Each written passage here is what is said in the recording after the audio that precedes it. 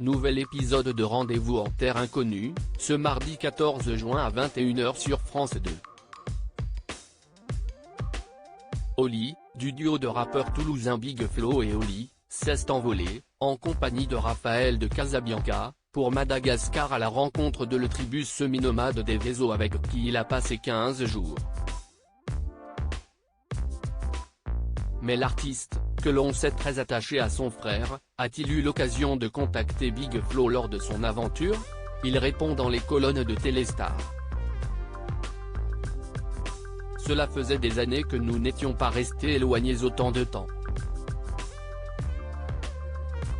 La dernière fois, c'était quand j'étais parti en colo avec la mairie de Toulouse, j'étais beaucoup plus jeune. Mais au-delà de l'éloignement physique, car il arrive à Flo de partir en vacances sans moi, ce qui était très bizarre, c'était de ne plus pouvoir échanger du tout. Pas d'appel, pas de FaceTime, pas de texto, alors qu'on est continuellement en train de s'écrire et de s'envoyer des photos, nous confie Oli. Oli dans Rendez-vous en terre inconnue, pourquoi a-t-il accepté de participer à ce programme?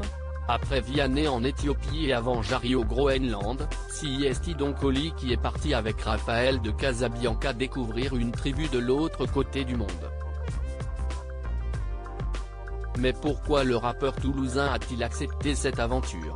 Comme chez beaucoup de Français, l'émission est un rendez-vous de famille.